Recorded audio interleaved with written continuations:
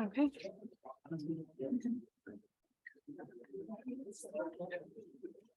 All right. Our first presenters are Marion Sloyan and Courtney Brown, and they will be presenting on St. Jude's Children's Hospital, Children's Research Hospital, doing an ad analysis. So I will let them take it away. Thank you. Good morning, everyone. My name is Courtney Brown. And I'm Marion. And we are doing our presentation on ad analysis, the St. Jude's Children's Research Hospital. So the first slide is the background of St. Jude's. It was founded by entertainer Danny Thomas in 1962. Danny Thomas was a comedian who was living paycheck to paycheck. He attended church one day and he gave $7 to the offering bin and prayed that he could help his family, that he could provide for him. Then a week later, he found a job that he was earning 10 times more than what he previously was in his past job. The St. Jude's was founded on the premise that no child should die in the dawn of life. This idea was resulted from a promise that Thomas, which he was a Catholic, had made to Saint 8 years before the hospital was founded. Its main location for the hospital is in Memphis, Tennessee, which also they have hospitals all around the world, well, all around the United States. So also the funding source, which is actually kind of unique because they're a nonprofit organization. They get government grants, insurance recoveries, which is where, like, if something happens in the hospital, the insurance will cover it, and where St. Jude's doesn't have to pay for it or anything. The ALSAC also is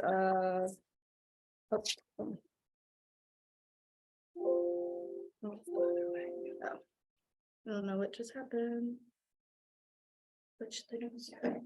Okay, so the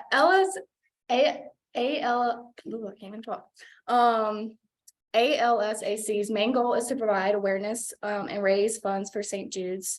They also collect funds from independent sources such as companies and individuals. And then here's the commercial. Single one of his medical bills, everything is just all taken care of. We have phenomenal research, outstanding clinical care, and the generosity of public, which allow us to treat patients regardless of what it takes. At St. Jude, families never receive a bill for treatment, travel, housing, or food, because the only thing a family should worry about is helping their child live. Because of you. Gracias a ti. Because of you. There is St. Jude. Donate now at stjude.org. So a little bit about the commercial. The ad opens up with the words saying "because of you," and then it cuts to a clip of a mother and her son happy because the child was treated and the mother was left with no overwhelming bills to pay. Then it cuts to doctors and other professionals at the treatment center appreciative of the donations. Then the ad portrays little kids that were previously or currently treated at the hospital. Then the closing part of the ad has one of the doctors and one of the mothers that are saying, "because of you," and then ends with the background voice saying, "donate today." So the target audience of this is the general public, or just anyone that's willing to listen or donate or has donated in the past. This ad was originally published on TV, but can also be found on St. Jude's website. The components of the ad are designed to target the audience by showing these kids and how they have recovered smoothly thanks to St. Jude's. This ad was actually very interesting because St. Jude's spends almost $9 million on advertising, and they also ran 15 different ads, 2,212 times last April alone. So a little bit about the description of the ad. The ad is so effective because of all of these different elements that are used. Starting out with the doctors provide a good appeal to ethos. So it just adds more credibility to St. Jude's overall. And you're more willing to bring your kid to a place where you know the doctors are like there for you and are all certified. And then the babies are also shown. This is the cuteness factor, and it just draws your attention to the screen. And the sick kids are portrayed. No one wants any kid to be sick, so seeing them will make you feel bad and then be more compelled to donate. And then the whole ad is targeted around this Because of You campaign. And this shows that St. Jude's can succeed because of us, and it shows everything they're doing because of the donations, including research and extra patient care. And the ad's tone is positive and upbeat, but it also makes the audience feel bad for the children in the hospital. And this is kind of compared to like an ASPCA commercial. So like you feel bad for the dogs and you feel bad for the kids. This one is obviously way more upbeat and does not have the In the Arms of an Angel song. So why we chose this commercial. So this ad in particular thanks the donors. And so this shows that St. Jude's is very donor based and they are thankful for them. And it shows what they have been able to do using the donations. And St. Jude's is also a company that benefits society. So St. Jude's doesn't bill patients. They provide transportation and housing as well. So you are really left with zero bills. And some companies that provide housing include McDonald's with the Ronald McDonald House. And there's also Target housing, which like you can stay there for up to 3 months, which is a lot longer than just like normal temporary, a few day housing. So some observations we made just about society in general is that it shows that children are very valued. Children come first in the society, and we want the next generation to still be up and healthy and living as time goes on. And it also reflects extremely high healthcare costs. And the average cost of 1 day of hospitalization is $2,873. So you are charged for everything when you go to the hospital, like IVs, any sheets you use, and how many times the actual doctor comes in to see you is also noted.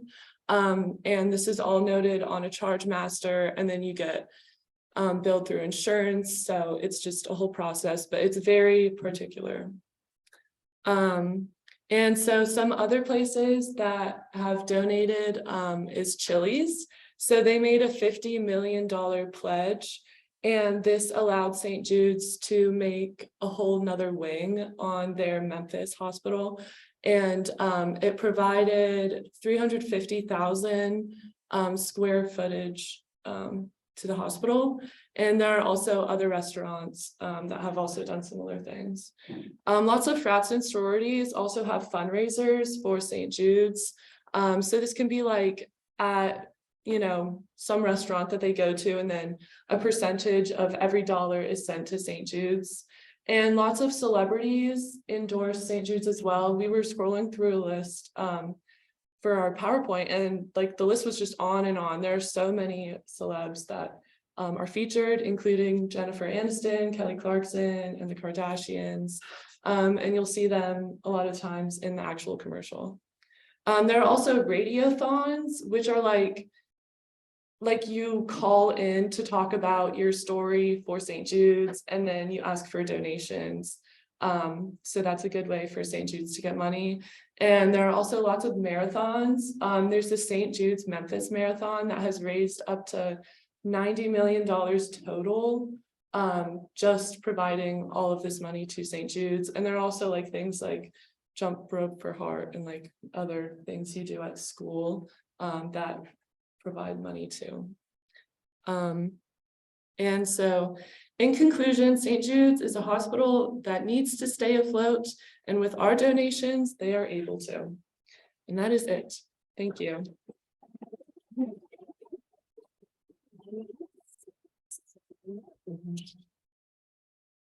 Any questions for our presenter? Oh, yes, questions? Okay. Are there any metrics out there that try and measure the effectiveness of commercials? I mean, any sort of quantitative ways in which they rank them? Not that I know of really, but I know like for St. Jude's, like their actual ad campaigns, they spend all of this money like on like this one campaign alone. I think it was like 4 million. So I'm guessing they know they're going to get more than 4 million back from doing that. Anything else? How does advertising compare when you're asking for donations as opposed to trying to sell a product? So the asking for donations, I feel like you really need to appeal to the actual audience themselves and really try and draw them in so they can get like more money. I feel like with like an actual product that's being advertised, that's totally different because it just shows that one product. And this shows like this one in particular shows like the range of what your donations can help with.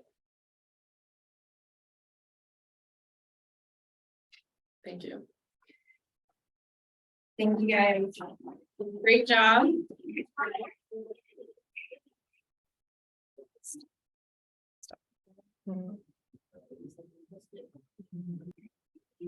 Good. All right, we have our next presentation. So we have how star power affects viewerships in NBA, presented by Colton Hicks. JC Colton Hicks, Drew Bennett Foster. Is that right? Colton Hicks, JC Foster, and Drew Bennett. Okay, sorry. Colton Hicks, JC Foster, and Drew Bennett. I apologize. All right, take it away. I think we're gonna try to do this without the mic. Can y'all hear us all right? All right, so we're gonna be doing a analysis on how star power affects viewership and gate revenues within the NBA.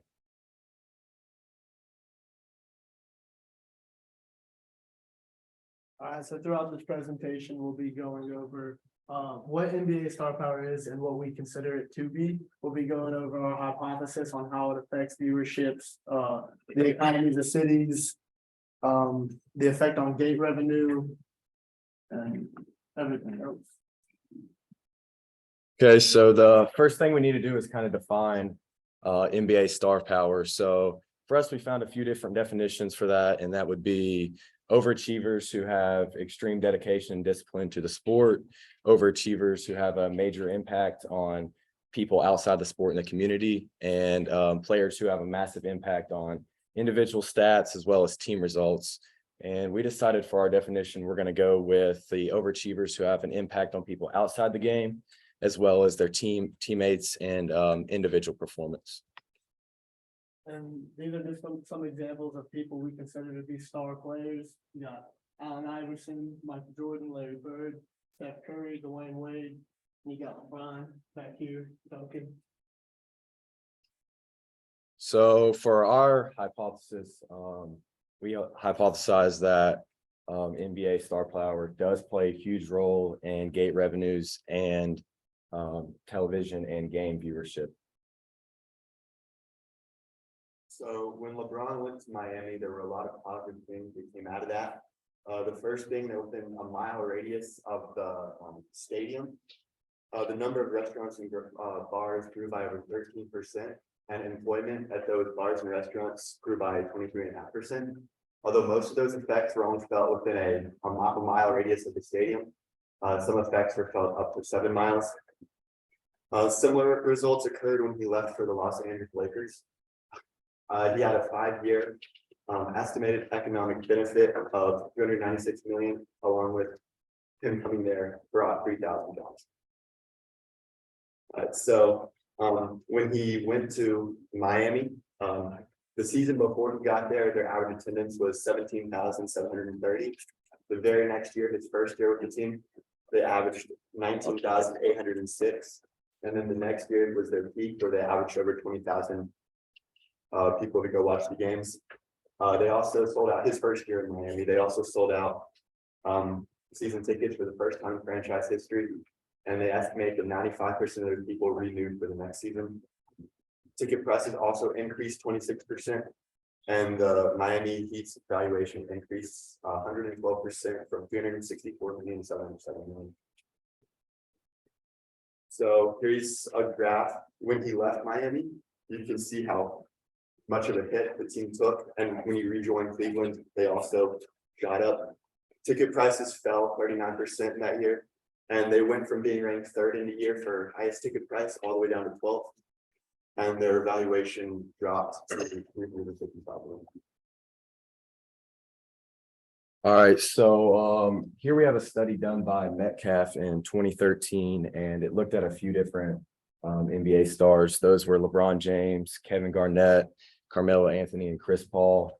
And based off the study, they found that LeBron James and Kevin Garnett had a massive increase in viewership in the games that they were a part of on the road. But for Carmelo Anthony and Chris Paul, it was shown that there wasn't a significant increase at all. Matter of fact, there was no increase in the game viewership when they were playing on the road. And I would consider these guys to be stars within the NBA. So it really doesn't add up to why there would not be more viewership for those games as well. Although there's only 4 NBA stars within this study, so the sample size is really too small to confirm or deny our hypothesis. So moving forward, another study done by Lee in 2018, he created a regression that looked at weekend games as well as on the road and home playoff games, and whether there was a superstar within the game or if there was no superstar. So based on the graph, you can see on the bottom left here, it was around 89% with no superstars on the team within the game. And then as it moved forward to 4 superstars, we can see that the attendance percentage was almost 100%. With 4 superstars on a team is pretty much unheard of at this point. But normally in the 2 to 3 range, we can see that almost the attendance is completely 100%. So another study done by Lee in 2018 looked at playoff teams and their times and the star power within those games. And as you look across here on the bottom, it's away superstars on these teams, and you're looking at 0 superstars on the far left, 1 and then 2 on the far right. As we can see, most of them are pretty low for 0, and then as you move forward towards away superstars 1 and 2, it continues to increase. This is your attendance percentage. It's shown in decimals, but that's 90% and 100%. All right. So star power has a direct effect on ticket and gate revenue by just directly increasing the amount of people who want to come and watch games in person. This can be seen best with Michael Jordan and the Bulls. The year before he was drafted, there were only 2 games in the entire season where they had over 10,000 fans in the stadium watching. And then after his rookie year, they were averaging 12,000 fans. And then by his 3rd year in '87, when they drafted Pippen, they were averaging 18,000 fans by the end of the season. That directly plays a role in increasing the amount of revenue that the team brings in, just because, I mean, automatically the amount of fans buying tickets goes up about 8,000 just from 2 people being on the team. And then it also has a direct relationship with ticket pricing on the market. A lot of tickets would fall depending on who was supposed to be playing in a game. Like say there was a game where LeBron James was supposed to play and he got injured the week before, he wasn't able to play in it. Those tickets would drop about $9 to $33 on average just because he's not going to be there. But it can also be seen boosting the price of tickets. This is best seen with Steph Curry and the Warriors. Like on the road at the Pacers, the Warriors game had an average ticket price of $417. The Pacers average on the season was $156. That's significantly more. And then the Celtics, their average ticket price on the season was $260. But for the Celtics Warriors game, the average ticket price was $568. That alone just shows how much money having one NBA star on a team really brings in, because these are away games that people are paying more money for just to see someone on the away team play basketball. And there's our sources.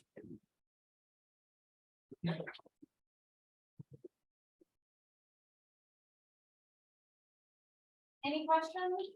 The ticket prices you were citing at the end there, were those on a resale market or were those the ones charged by the team? Resale market. Resale market. Okay. Was there a question over there? Yeah, that's my question. Okay. Any other questions?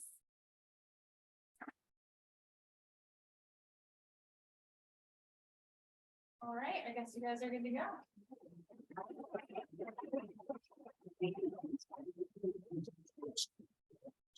Oh, this one.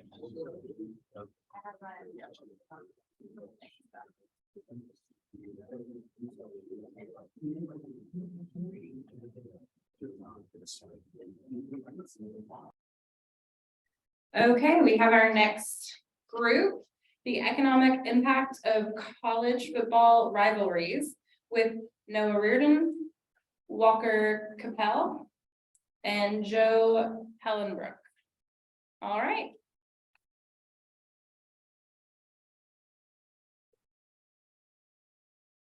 So hello, everyone. We did our symposium project on the economic impact of college football rivalries. Yep. Yeah. So we did our it's on. So we did our symposium project on the economic impact of college football rivalries. And our thesis statement was, do more competitive rivalries lead to more economic success for the schools and the surrounding area?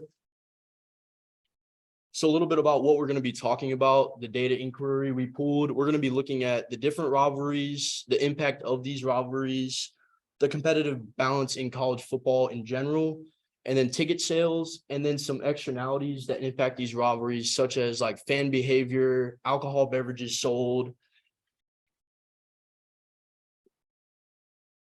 So the first thing we looked at was what actually determines rivalry, and we came up with 4 leading factors. Penalties being one of them, like on the football field, if teams are getting into it, if there's fights and whatnot. The location of these teams, studies show that when we were looking at this, that predominantly more schools alongside in the SEC had more intense rivalries, leading to more like penalties and ejections and that kind of stuff. And then on top of that, we're looking at historic factor. So some of the most iconic rivalries in college football. And then also the preseason rankings. So a lot of you guys know that Georgia won back-to-back national championships. So a big thing now is that saying that Georgia and Alabama have this rivalry because they've been going back and forth a couple of years. So we looked at things like that. And then so next, how do rivalries affect the fan base? Most rivalries are sold out games. This is due to, this affects the revenue of the host team, making money off the ticket sales and parking and concessions. And then the next thing we looked at was in our textbook, it says the uncertainty of outcome hypothesis is how the fans of the team do not want their teams to lose 30 to 40% of the time. That means essentially that, you know, when whoever's in charge of athletics in terms of college football, predominantly rivalries mean that it doesn't really matter necessarily if they're a winning team or a losing team. It just matters between the two teams how competitive it really is. And then also the rankings can affect these rivalries to determine the intensity of the teams. So now we're looking at competitive balance. Competitive balance is this idea that in terms of college football, we looked at it like this: the idea of teams in each conference being equally competitive, which makes the games more interesting. But according to the textbook, competitive balance is the standard deviation from the distance of the sample mean that we use. So we'll give a couple examples later on about what we're specifically talking about, but it's more along the lines of just a measurement in terms of data. All right, so we're gonna be talking about within season variation versus between season variation. So basically, when you look at within season variation, it focuses on the evenness of the teams, like during the season, basically. And then when we look at between the season variation, focuses on the basically the differences on the teams, basically like preseason rankings, recruiting rankings, and other things like that. So we did a little data as well.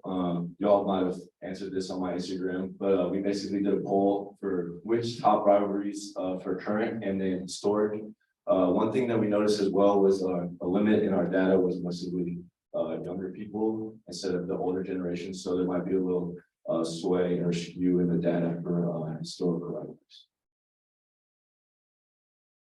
So for top current rivalries, as you can see, Ohio State versus Michigan State, Michigan, we're way ahead and they're definitely the #1 choice in top current rivalries, and I can see why.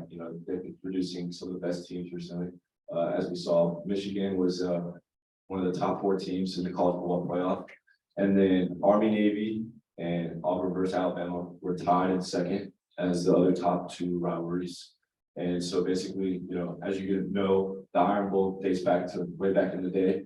And then Army Navy is basically America's game. So that's a big one. And as Walker said earlier, UJ versus Bama has been a big one recently. So we got a lot of votes for that as well, leading to the SEC championships and also the college football playoff. So for top rivalries in history, Ohio State versus Michigan was also our lead one. And now this one wasn't as close because Auburn versus Alabama was at 9, while Ohio State versus Michigan was at 10. So this one was kind of a little bit closer, but Army Navy was up there as well. And then another one that we looked at was a little bit more historic because of our skewed limits on our data was Miami versus Notre Dame. Some of y'all might know this was his Catholics versus convicts. This was kind of a big one. So, how would you feel if you were a fan basically going to Miami and you're called convict just because of your football team? So I thought that was pretty interesting as well.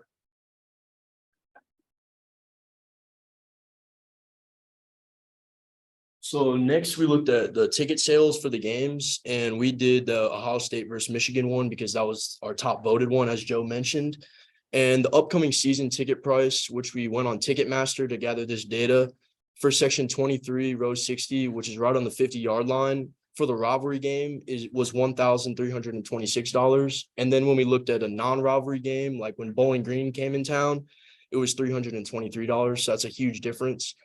But it's an inelastic demand because these consumers and people that are going to the game are willing to pay it no matter the price, just because it's a rivalry game and it's that intense. And then hotel costs around the stadium, we went to just Hilton.com and found a hotel, which is around 10 minutes from the stadium. And the Bowling Green game, it was $212. And then when Michigan plays Ohio State, it was $422. But a lot of these hotels were already sold out.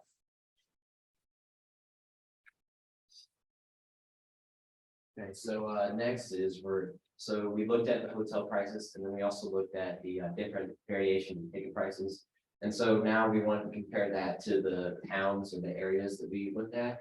One of the studies we looked at was done in 2009, and this paper examined the impact that these rivalries had on sales tax revenue. This also suggested that it wasn't a great impact, but more of an impact on the local economies. So the study was basically saying that essentially that this impact wasn't directly impacting the universities that were playing. It was more impacting the surrounding communities and the towns in that area.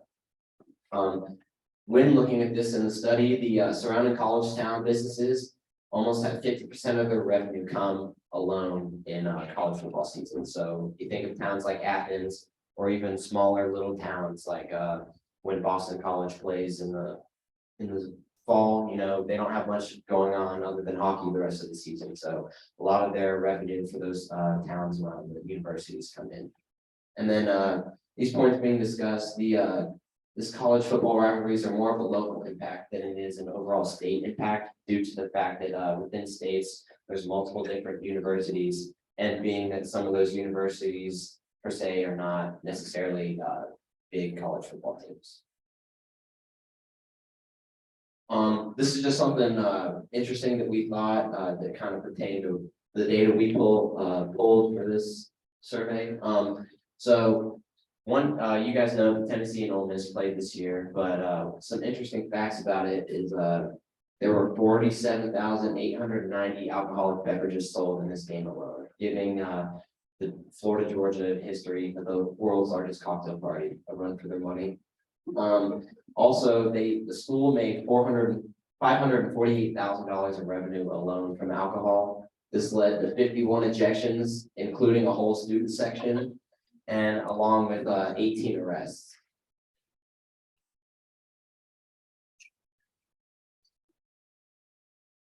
All right, so an interesting fact is that Yale and Princeton are the oldest college football rivalry known to date.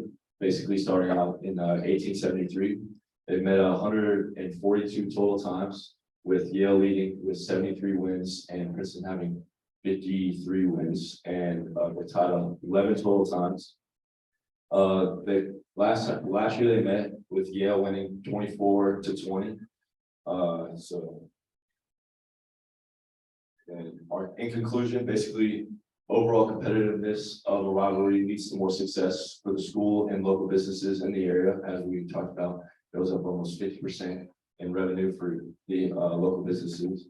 And then studies also showed that basically when a rivalry comes into town, hotel prices and ticket prices spike enormously. Basically, college game day, and then lots of people want to come down and see. When I went to the Auburn, Georgia game 2 years ago, a lot of people from the Northwest area came down just to see what SEC tradition is all about. So that's kind of interesting.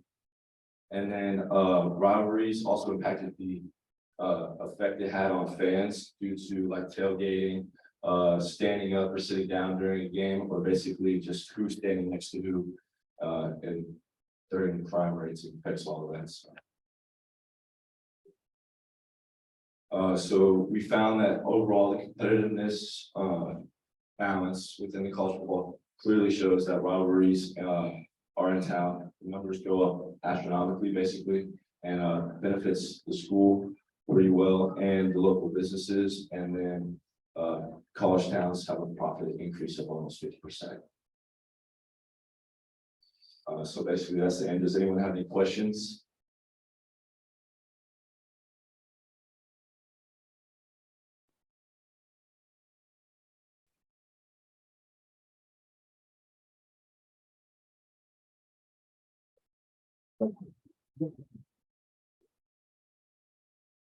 All right, and if our last group wants to make their way up here,